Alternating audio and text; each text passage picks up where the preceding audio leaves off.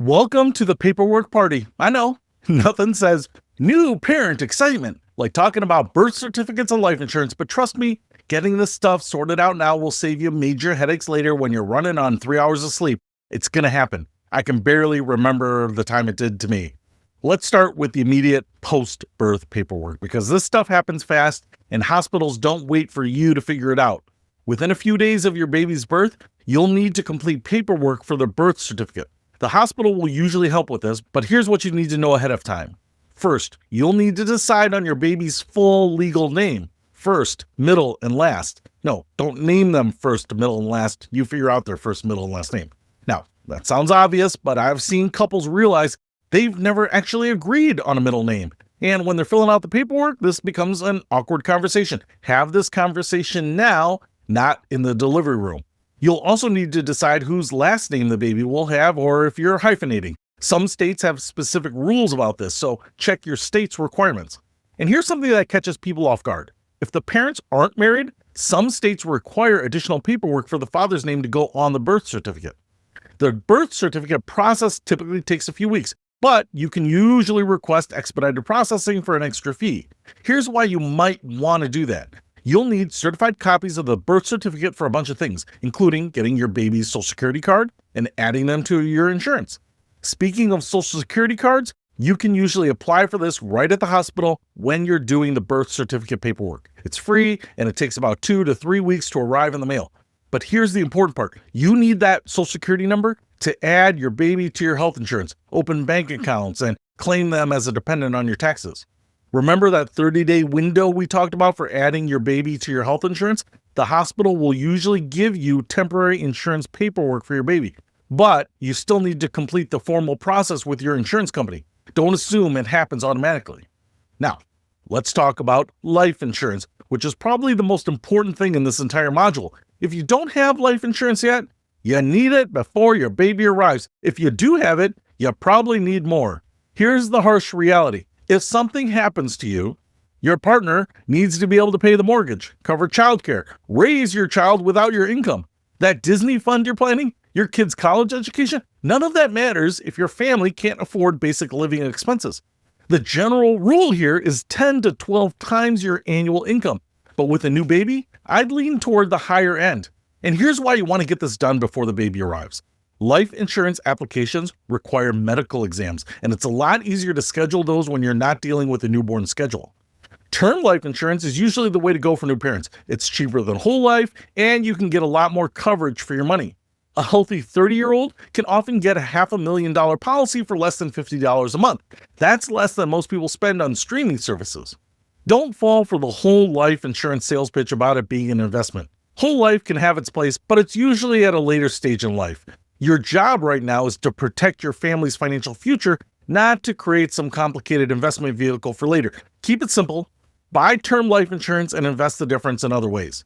Here's something most people don't think about. Stay-at-home parents need life insurance too. If something happens to the parent who's providing childcare, the working parent will need to pay for full-time childcare, housekeeping, and all the other services the stay-at-home parent was providing.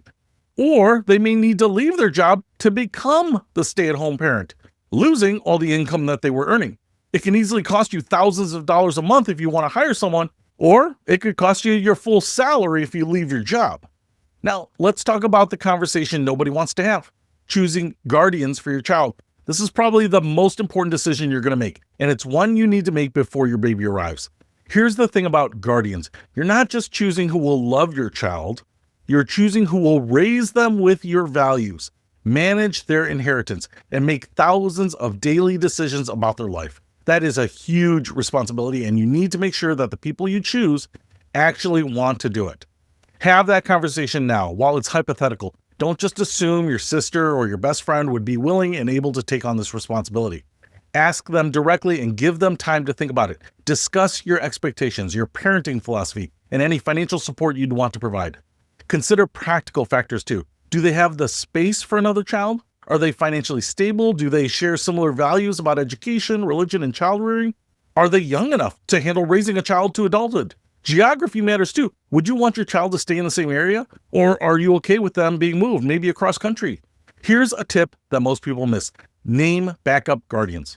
Your first choice might not be available when the time comes, or circumstances might change. Having a second or third choice eliminates the difficult decisions during an already traumatic time. Now, about actually making this legal, you need a will.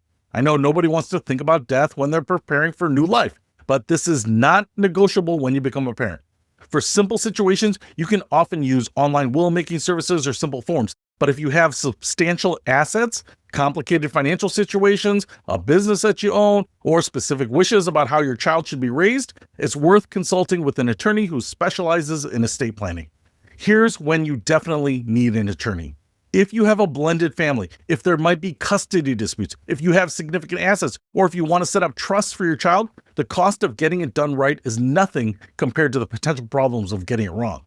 A basic will should cover who gets your assets, who becomes guardian of your child, and how you want your child's inheritance managed. For most people, you don't want an 18-year-old inheriting a large sum of money directly. Consider setting up provisions for the money to be distributed at different ages. Maybe some at 18 for college, maybe more at 25, and maybe the rest at 30. Here's something that catches people off guard. Update your beneficiaries on everything after your baby is born. Your life insurance, your retirement accounts, your bank accounts. All of these need to be updated to include your child and reflect your new family situation. Don't forget about digital assets either. Your social media accounts, photo storage, email accounts. Make sure your partner can access these if something happens to you. Consider using a password manager that can be shared with your spouse.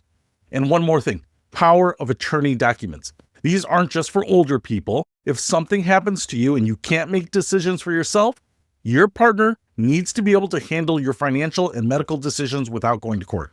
Look, I know how this all sounds morbid and overwhelming, but here's the thing. Once it's done, it's done. You can update things as your situation changes, but having the basic framework in place gives you incredible peace of mind. And honestly, there's something beautiful about taking care of all these details for your family. It's one of the most loving things you can do as a new parent, making sure your child will be protected and cared for no matter what happens. In our next module, we're going to shift gears and talk about something a little more fun, starting your baby's financial future and setting them up for success down the road.